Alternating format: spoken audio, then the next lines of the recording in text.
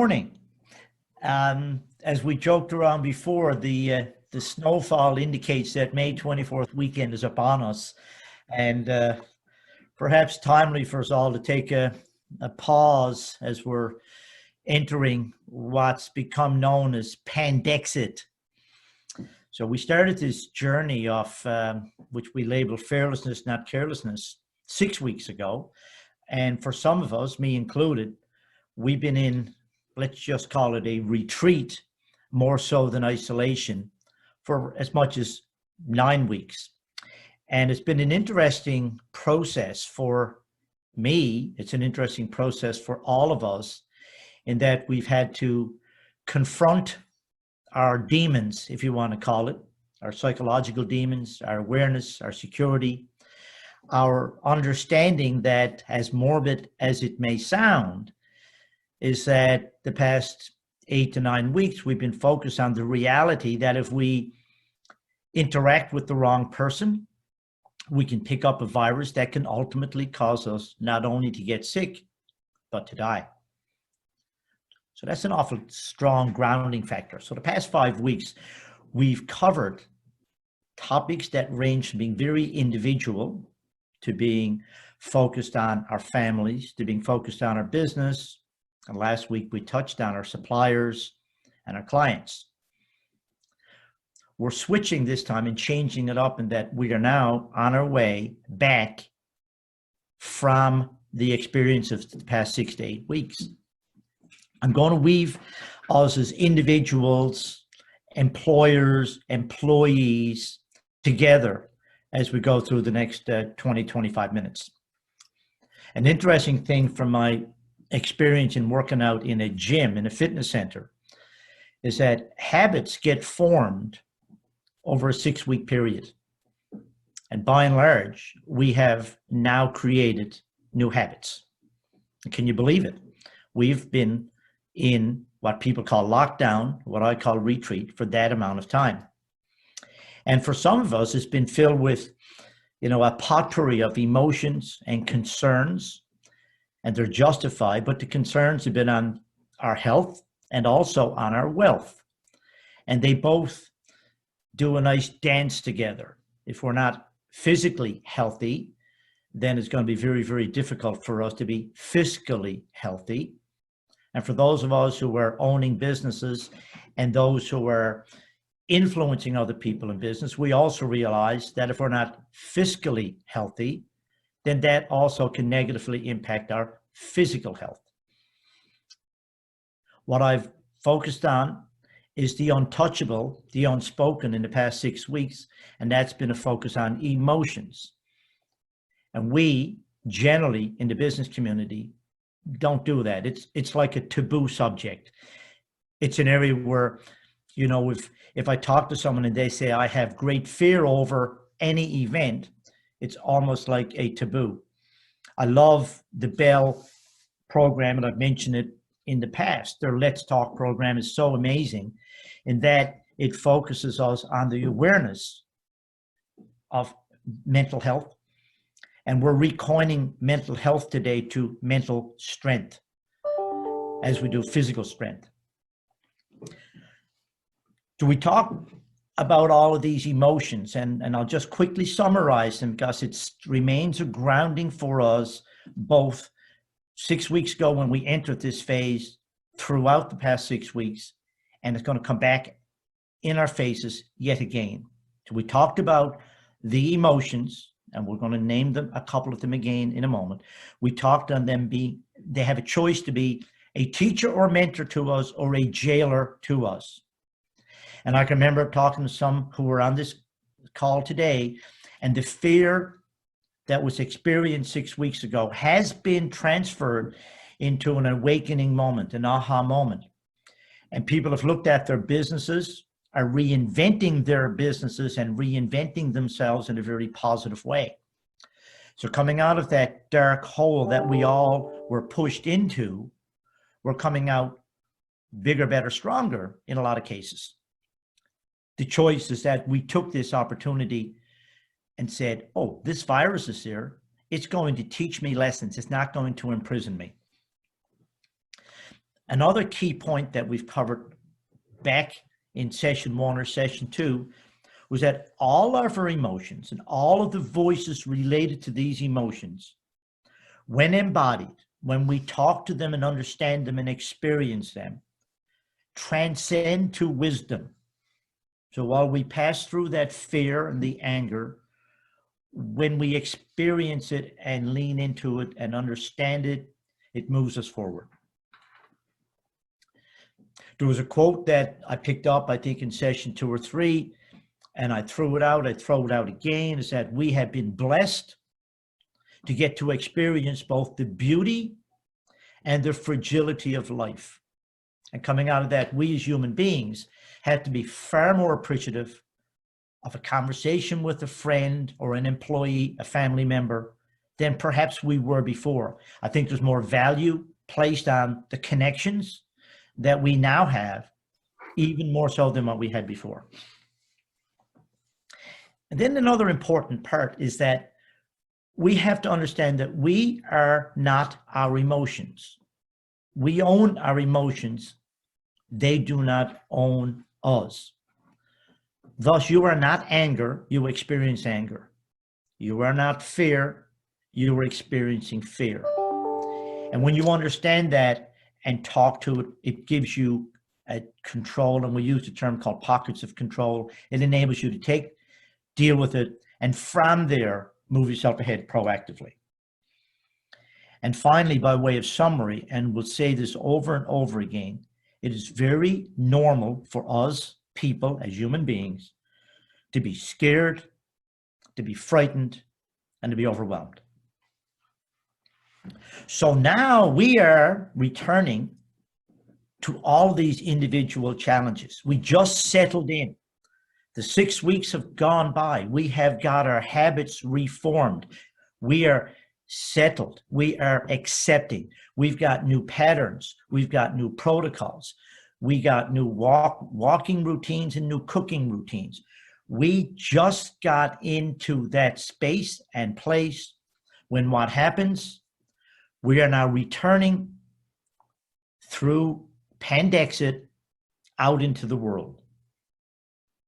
And what does that bring to us? It brings to us that one word, which encompasses many others, is fear. There's a touch of anger. There's an awful lot of uncertainty that's cast to us. Monday this past week, we started a soft reintroduction into the world, thankfully, because here in Newfoundland, we have a low count of the virus, and it appears that we're on a way that if we go for another 5 to 7 days with no cases, hopefully it means that we are truly, truly coming out of the fog. But we still have denial. We still have hopelessness and anxiety. And it's like an old friend coming back for a visit.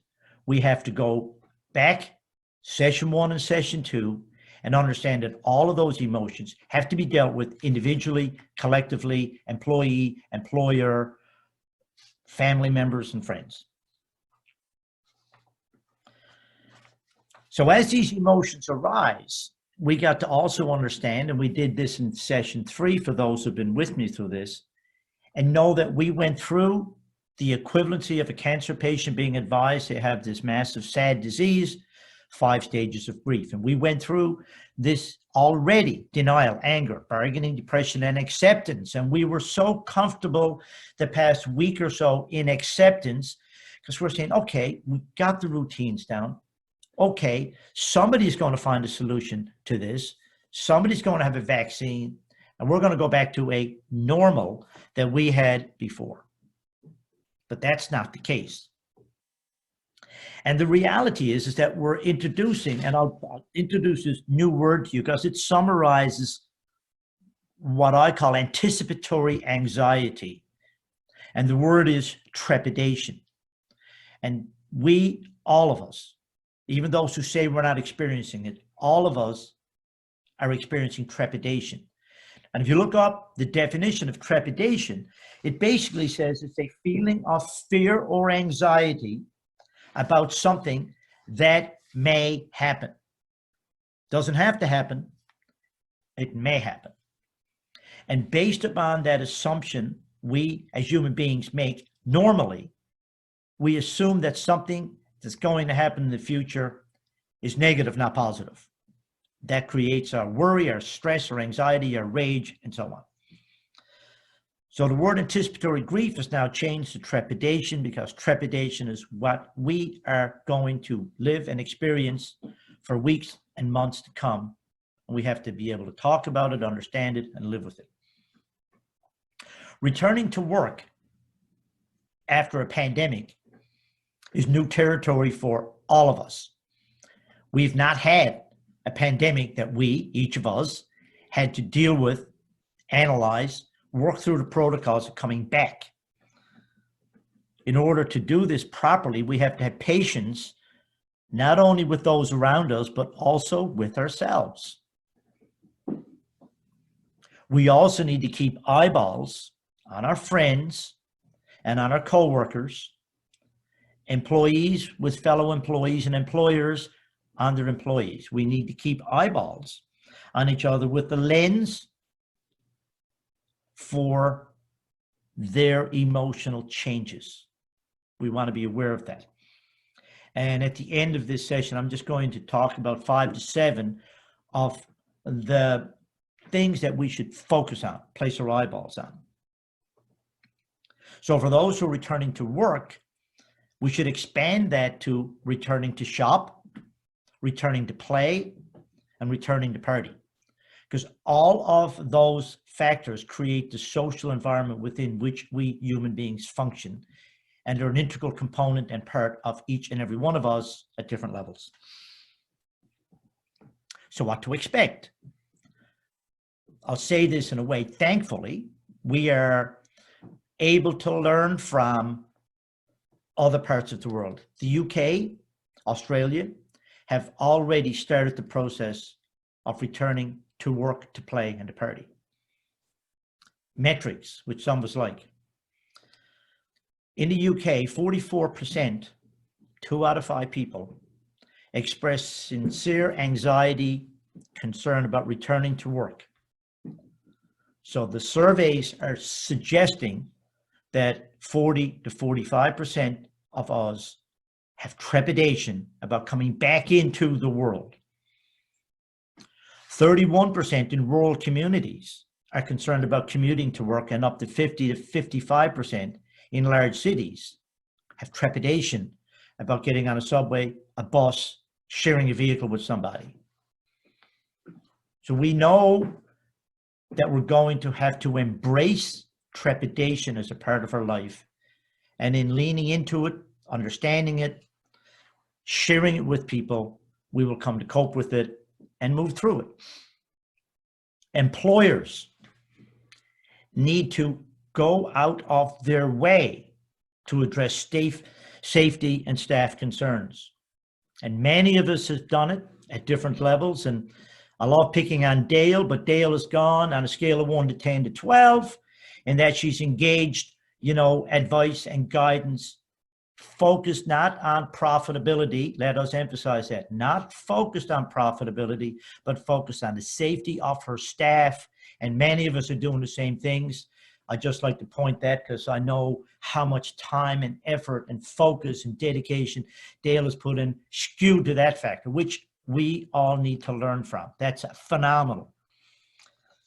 Employers should, where possible, and where deemed essential, bring people back to work gradually if they can. And if that's possible, it can work for everybody. We're also seeing a change in how the structure of the work week will look like, what the work day will look like.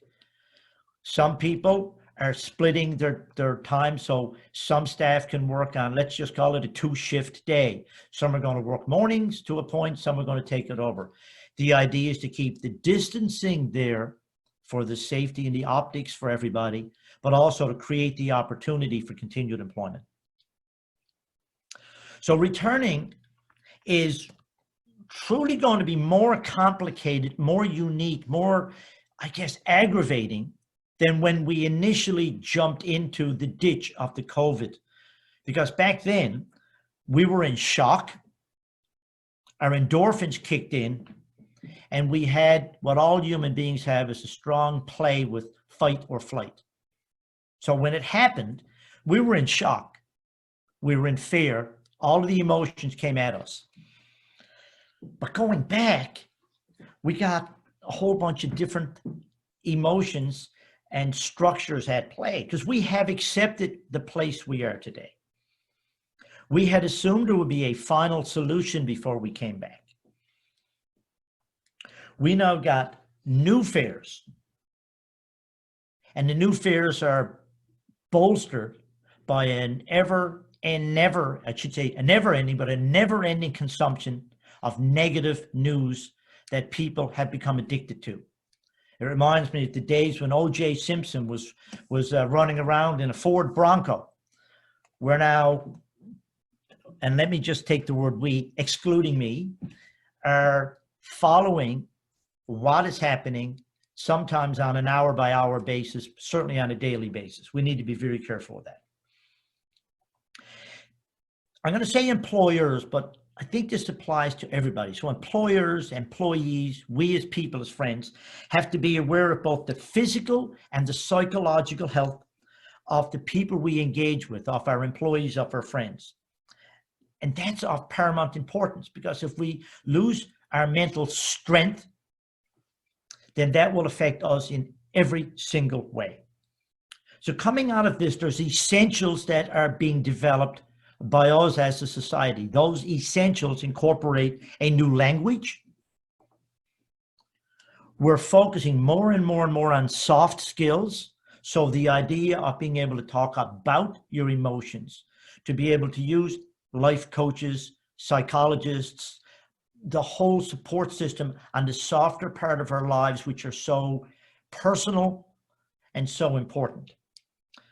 EQ, which we spoke about, I think, in session 4, is the emotional intelligence that we as employers and business owners, but also we as employees and we as people have to bring to the table. We need to be focused more and more and more on the emotional give and take of those with whom we're interacting. There's a new narrative out there. We've got new words we're hearing. Trepidation, we've had it before, but it becomes part of our lexicon. As does, and I emphasize when I talk about rage and I talk about anger, they are both essential to us as human beings, but I put an adjective in front of each, and that's righteous anger or righteous rage. And that's when it's justified, you address it, you deal with it. We are going to have to be more empathetic in our future, in the world of business and in the world of life. We have to be much more accepting, and we have also got to be much, much more patient with everybody, ourselves included. So as I said, we've been moving ourselves into acceptance, through acceptance, out of these 5 stages of grief. And we just got to the stage of saying, I got this figured out. We got it. We understand it. Now we're coming back in with uncertainty on, is it safe or is it not safe? I'm going back out there. We have to be aware of that. And the reality is we're acutely aware of the negativity of what can happen. And so we have to be aware of, project our leading by example on our social distancings and what we're expecting from the people we interact with, and as employers, what we expect from the people there. It has been stated by mental health professionals that a greater impact on mental health, more so than the virus itself, has been the isolation, number 1, and the looming, unraveling economic crisis that's occurring simultaneously. So while COVID is there as the catalyst, as the spark that lit the flames of fear, The word isolation people use, I use retreat. And just by changing it from isolation to retreat, your body, mind, and spirit will treat it differently. While COVID was going on, we ended up with a world crisis on oil. And we, in our community here in the past 3 to 4 to 5 days, continue to get negative news with respect to the offshore and what's happening. So that adds to the fear around the virus. What happens is our sense of security has been diminished, shattered, while it was fragile before. The solution for such anxiety is to return to the world of social interaction as much as the guidelines permit and as quickly as you yourself feel comfortable doing so. For some, it'll be bit by bit. For others, they'll jump off the high board into the pool and go, nose to nose, toes to toes as fast as they can. The reality is social isolation is challenging for us as human beings. Anxiety leads to avoidance. As human beings, we tend to work and function and heal ourselves better when we socially connect. So the social connections are essential. This platform of Zoom is amazing, as Skype and many of the others. It has enabled us and empowered us to connect, drink wine, share stories that perhaps we have not even done with some of the people we're interacting with today. So it's worked well. The social connectivity has, I think, improved, even though it's physically distant. Saying it will be all right, as we've done with our MarTech signage. For those who don't know, we covered all our lease and for sale signs in our city, with a big thank you for those truckers and Mary Brown workers and people who are out servicing, providing essential services to us, including in the health field, that we're saying thank you. And we quote Bob Marley, everything will be all right. The reality, yes, it will. But it can't be all right if we don't, using my proverbial words, lean in, talk it, share it, work our way through the emotions.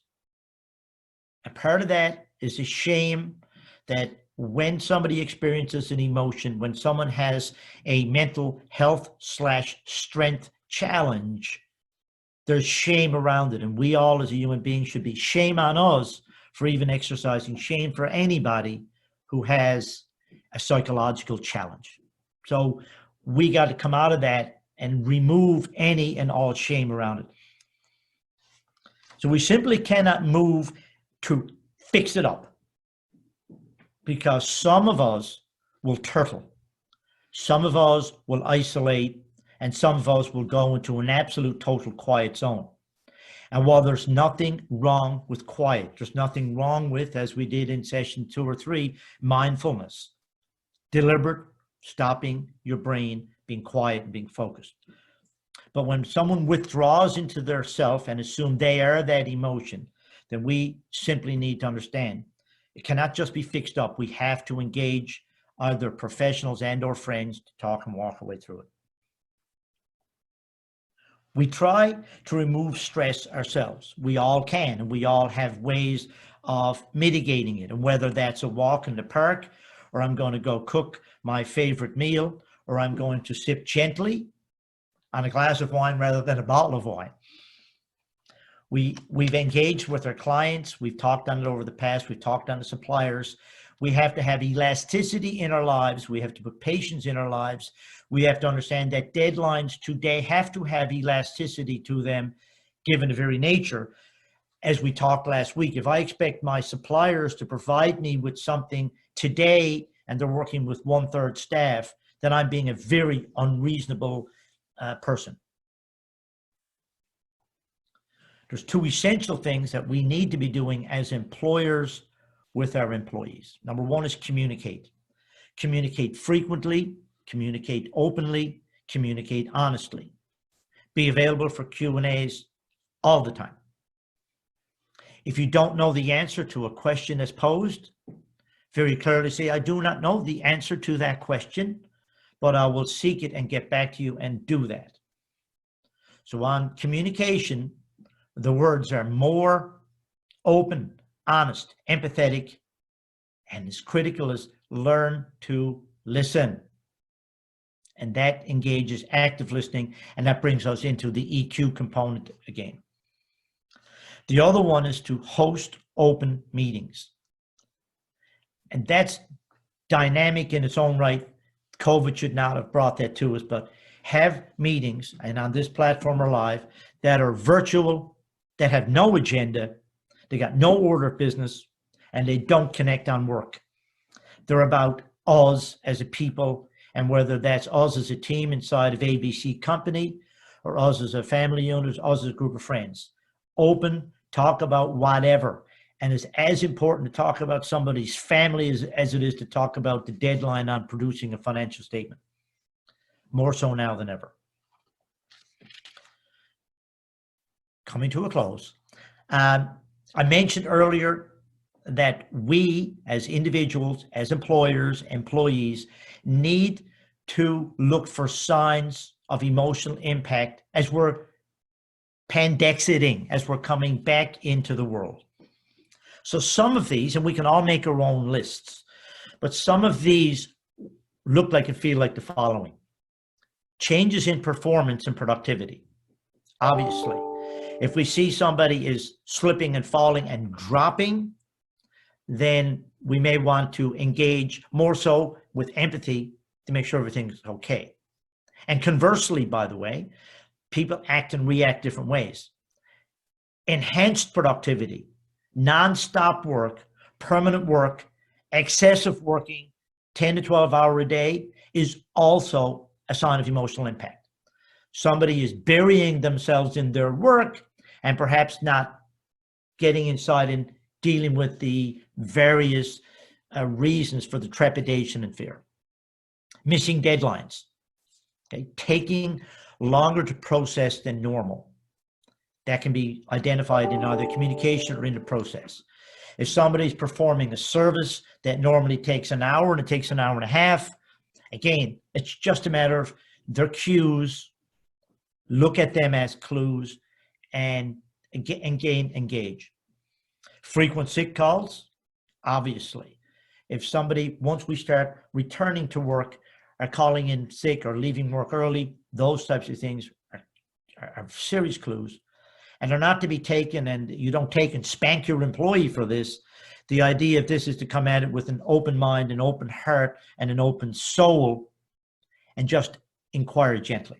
Absenteeism, same thing.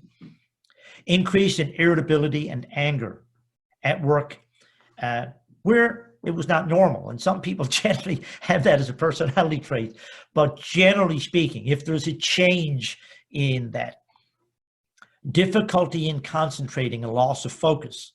If you're in a meeting with somebody, you're talking to them, and 5 or 10 minutes into it, they're gone in space.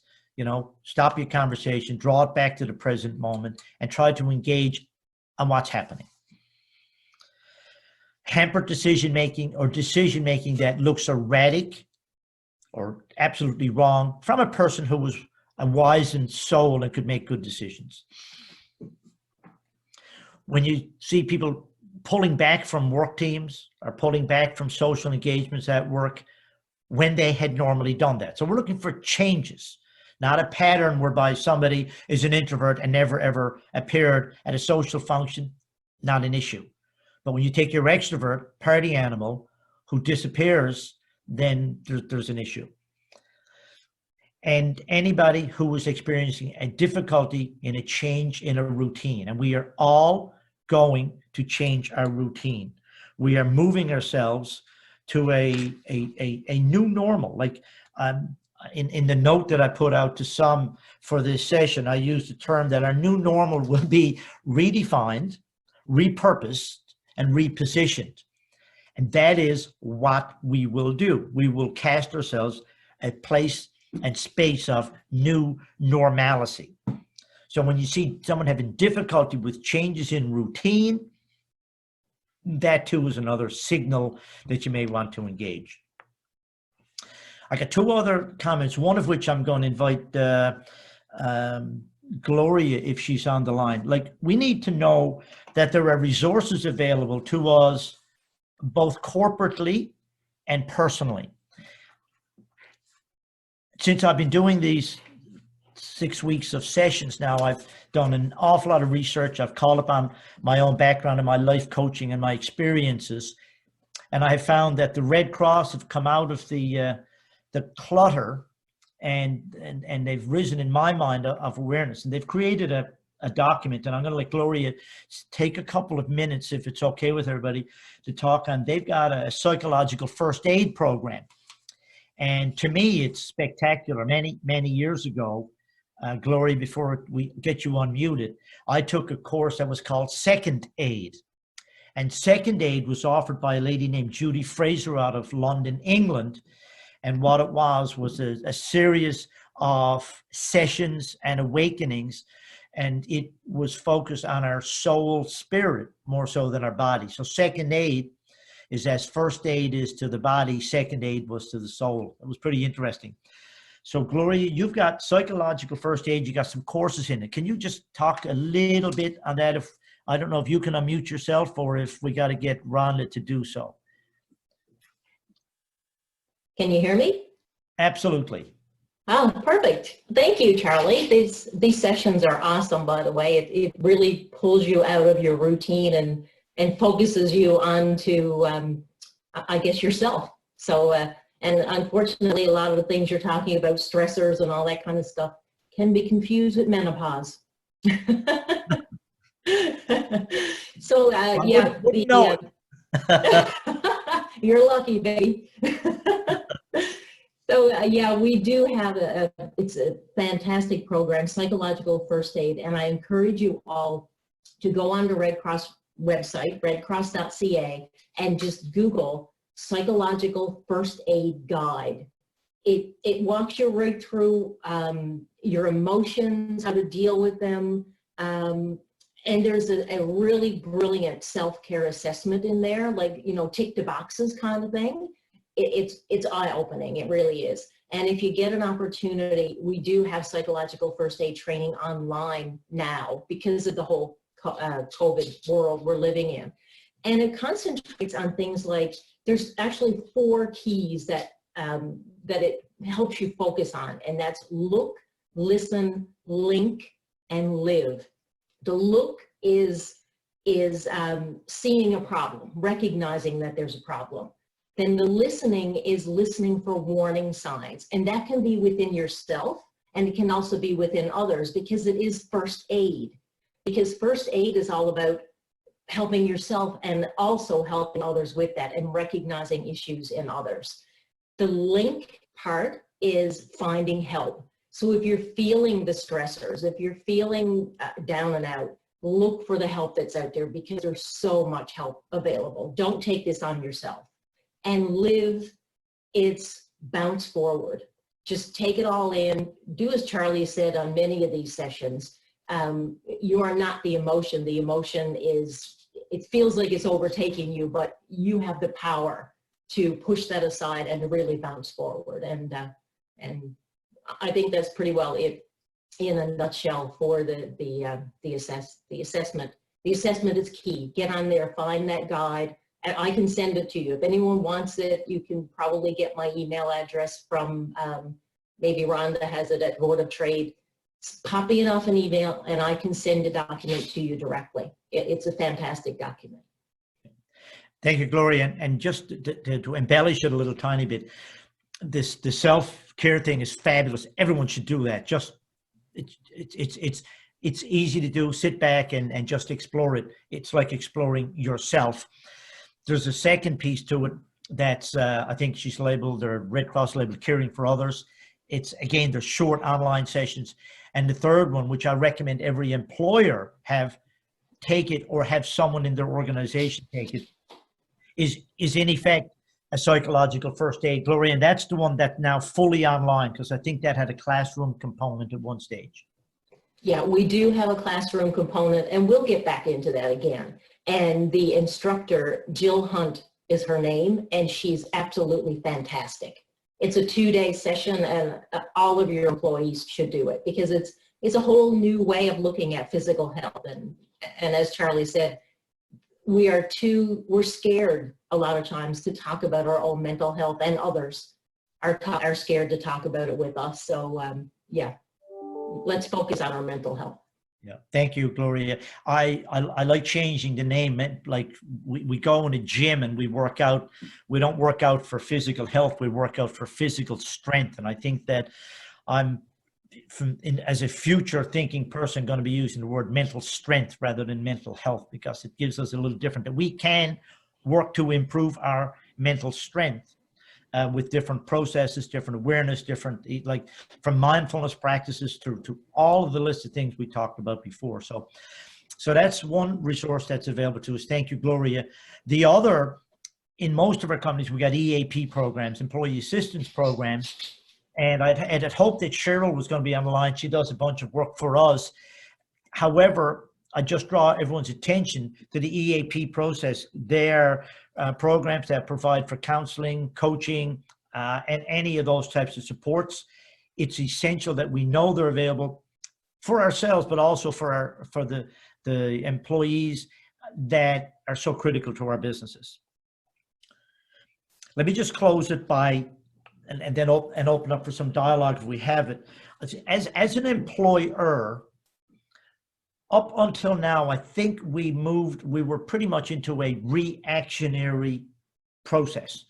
We waited till a problem came or an employee came to us with a problem. I think the COVID experience is moving us to where we now have to be proactive. I think it's incumbent upon us to reach out if we see any sign of emotional impact now and going forward. And it's not to invade someone's personal space, but our HR people or ourselves, if need be, very gently, filled with empathy, I think can break the ice if there's issues that we see going on. So we now have to reach out rather than await a problem. Secondly, we have to understand that we are going through Pandexit, and this process, let us be real with each other, it's not going to take weeks. It's going to take months and months and months. A vaccine will someday be created. The realistic expectation on that is probably 18 months, not 6 months. We have to realize that as we step out and get back into our lives, we have to honor and respect each other by following the physical advice given. And I haven't covered that. I want to talk on the emotional piece.